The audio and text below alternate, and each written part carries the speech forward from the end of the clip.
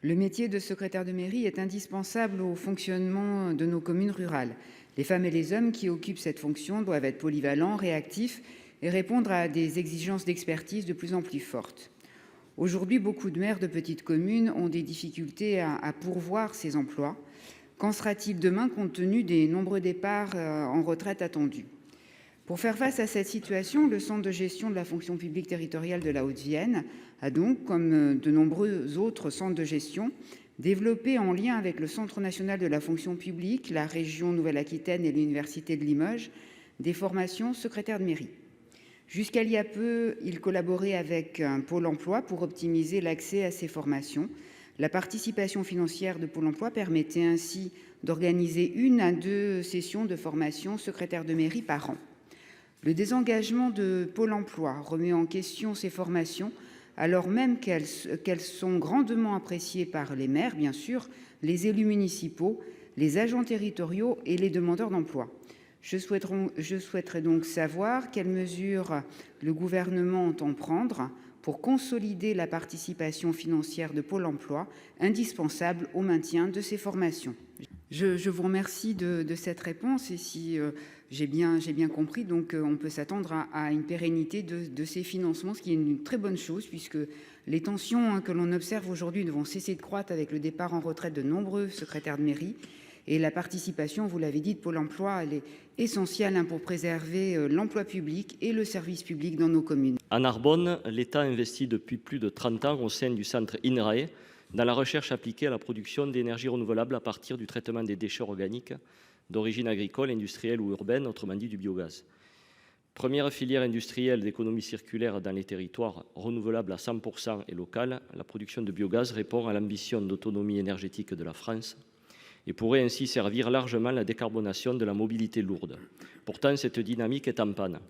La proposition de règlement carbone de la Commission européenne, qui ne retient pour le renouvellement du parc roulant de transport lourd que les technologies électriques et hydrogène, interroge très sérieusement. La priorité donnée à ces technologies, dites zéro émission au pot d'échappement, mais largement dépendantes des importations de matières premières critiques, comme les terres rares, les métaux et composants, toutes importées de l'extérieur de l'Union européenne, est une erreur stratégique, quand on dispose déjà d'une énergie sur notre territoire mature et disponible, comme le biométhane. Les véhicules roulant au biométhane génèrent 80% d'émissions de carbone de moins que les véhicules diesel classés Euro 6 de dernière génération, soit une empreinte carbone identique à celle des véhicules électriques, comme le démontre la récente étude de l'ADEME qui valise l'excellent bilan carbone du rétrofit BioGNV en analyse cycle de vie.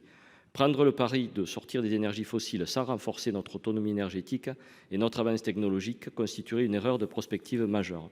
Ma question est simple. Premièrement, le gouvernement, qui a aussi limité ses soutiens au rétrofit électrique et hydrogène, entend-il, dans le cadre du plan national rétrofit récemment annoncé, intégrer le bio-GNV et orienter les primes à la reconversion en ce sens? Et deuxièmement, la France entend-elle défendre sur le plan européen une position favorable au biogaz en réclamant que le calcul des gaz à effet de serre soit étendu à l'ensemble du cycle de vie afin que le bio-GNV participe sans attendre à la décarbonation de la mobilité tout en renforçant des chaînes de valeur territoriales? Là, je ne suis pas rassuré parce qu'on n'a pas parlé de biogaz et de bio-GNV. L'hydrogène, certes, l'électrique aussi, sauf que l'électrique fait appel aux terres rares que l'on ne produit pas en Europe alors que le biogaz, on le produit chez nous. Donc attention, une erreur stratégique. Ma question porte sur les conséquences de la suppression de la cotisation sur la valeur ajoutée des entreprises, la CVAE, sur le financement de la part de l'État du contrat de présence postale. Ce contrat, créé par la loi du 20 mai 2005 relative à la régulation des activités postales, permet à la Poste de contribuer à la mission d'aménagement et de développement du territoire. Répondant aux besoins vitaux de maintien de la présence postale dans les territoires, il participe notamment à la mise en place des maisons de services publics, telles France Service, et concourt au renforcement de l'inclusion numérique. Financé par le Fonds postal national de péréquation territoriale, alimenté par un abattement de taxes locales dues par la Poste, principalement la CVAE, indispensable, ce fonds de péréquation sert à financer pour partie la présence postale par la rénovation de locaux, bureaux partagés, agences postales ou soutien aux innovations numériques. Or, l'article 55 de la loi de finances pour 2023 a supprimé la CVAE sur 2 ans, 2023 et 2024. Le gouvernement s'est engagé à compenser cette suppression, mais les chiffres transmis montrent que la CVAE qui aurait été perçue en 2023 si elle n'avait pas été supprimée est nettement supérieure au montant théorique de la compensation qui en a été faite. L'engagement à compenser à l'euro près est donc loin d'être tenu et c'est très inquiétant.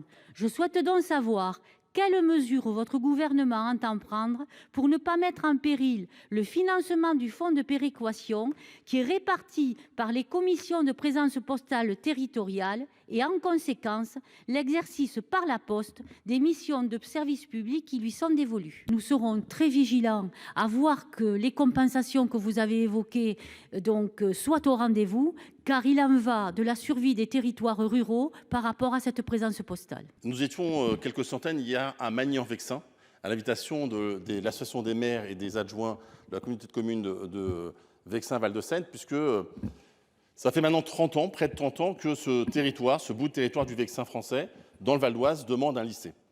Alors, nous espérons encore et encore, c'était l'objet de la réunion d'hier soir, parce que, pour vous dire les choses très tranquillement, les élèves de ce bout de département font 1h30 chaque jour pour aller sur le lycée de l'agglomération de Cergy-Pontoise, à l'aller, et puis 1h30 au retour. On voit bien l'impact que cela a, bien sûr, sur leur niveau scolaire, sur leur santé, sur leur famille, puisque beaucoup de familles s'interrogent à déménager, parce qu'une fois rentré au lycée, il faut se rapprocher d'une zone. Et puis, ça a aussi un impact sur l'attractivité, bien sûr, des villages concernés. Alors, nous en sommes là, au bout de 30 ans, l'ensemble des élus hier présents, des parents d'élèves, dans une logique transpartisane, réclament ce lycée. Ce lycée où, à la région de France, où je siège notamment, nous sommes favorables. Et donc, la majorité régionale a attribué, bien sûr, dans son plan, ce lycée. Les élus locaux sont favorables, les parents d'élèves sont favorables, la région y est favorable. Et il nous manque maintenant la position officielle de l'État et donc du gouvernement, et c'est l'objet de ma question. Allons-nous voir, et si oui, quand, l'accord de l'État sur le lycée du Vexin à Magny-en-Vexin, en sachant que le lycée existe déjà, est déjà propriété de la commune, et donc on peut faire le lycée sans aucun problème. Donc ma question, c'est soutenez-vous le lycée à Magny-en-Vexin? Quand allez-vous le mettre dans la liste des lycées qui seront donc mis en chantier? C'est l'objet de ma question. Plusieurs choses rapidement. D'abord, M. Papendiaï, ça fait des mois et des mois qu'on lui écrit, voire des années. Ce n'est pas lui avant, mais au moins des mois et des mois, sans réponse. Donc nous allons, je le dis là, l'ensemble des parlementaires, sur ma proposition, des sénateurs de notre Assemblée et la députée de la circonscription, demandent un rendez-vous officiel. Deuxième chose, vous parlez de plusieurs académies. Ça veut dire que dorénavant, la proposition qui est faite de l'État, c'est que quand vous avez des élèves dans une famille au collège, ils n'auront pas les mêmes vacances scolaires que par exemple quand ils sont au lycée. Tout ça n'est pas sérieux, très honnêtement. Donc nous réclamons, nous, un lycée dans le Val d'Oise et à cet endroit-là, à Magny-en-Vexin. D'autant plus que le département du Val d'Oise prévoit ses effectifs progresser de 1400 à la rentrée qui arrive. C'est le plus jeune département de France à sa démographie. Il n'y a pas de sens à cette réponse-là. Là, c'est une réponse nettement technocratique, elle n'a pas de sens. Et donc, le combat, nous allons le continuer. Et donc, nous souhaitons effectivement rencontrer le plus rapidement possible le ministre pour lui dire maintenant, il faut que ça cesse. Et parce que je le rappelle, la région de France a voté le projet. Le terrain existe, il ne manque plus aujourd'hui que la décision du gouvernement. Le Conseil régional Nouvelle-Aquitaine porte le projet de création d'une 5e école nationale vétérinaire à Limoges. L'objectif principal est avant tout de répondre à la déprise vétérinaire en zone rurale. Première région agricole d'Europe et de notre pays, la Nouvelle-Aquitaine souffre en effet d'une chute de près de 20% en 5 ans du nombre de vétérinaires spécialisés en animaux de rente et elle n'est pas, vous le savez, la seule région dans cette situation. En second lieu, le choix d'implanter cette nouvelle école à Limoges permettrait d'ouvrir, en s'appuyant sur les facultés de médecine et de pharmacie de l'Université de Limoges, un pôle de recherche unique en France dans les domaines de la médecine vétérinaire et humaine. Cette démarche s'inscrit dans la logique de la stratégie One Health, portée par la région, de manière à repenser l'approche sanitaire de la santé humaine et animale de façon globale, ceci étant d'autant plus utile avec les pandémies que nous venons de connaître. Il s'agit d'organiser un écosystème fédérant les praticiens vétérinaires, les formations universitaires, les laboratoires de recherche et les entreprises leaders du secteur. La future école vétérinaire répondrait en outre à plusieurs critères innovants. Une école publique avec classe préparatoire intégrée dans les 5 ans, un recrutement entraînant de nouveaux profils issus du monde agricole et rural, une approche pédagogique innovante, ouverte sur la pratique. La région Nouvelle-Aquitaine est prête à financer une partie de l'implantation de la nouvelle école, mais a naturellement besoin du soutien de l'État pour concrétiser ce projet. Or, à ce jour, aucune avancée n'a été obtenue et le projet semble, hélas, au point mort. L'État entend-il s'engager clairement dans ce projet essentiel pour la Haute-Vienne et pour la région Nouvelle-Aquitaine? Pour votre réponse, vous comprendrez que nous sommes un peu impatients. Vous avez oublié un point, c'est le lien avec la recherche et les laboratoires de l'Université de Limoges qui reste un sujet très très intéressant, je pense, à explorer, notamment dans ce One Health que j'évoquais tout à l'heure. La situation géographique des vétérinaires en zone rurale et pour les zones d'élevage en particulier est préoccupante. Les praticiens aujourd'hui en exercice auprès des animaux de production ne représentent plus que 19% des inscrits à l'ordre national des vétérinaires. Ceci a de lourdes conséquences que l'on mesure d'ores et déjà. Délai d'intervention allongé, impact sur la situation sanitaire animale, pertes économiques.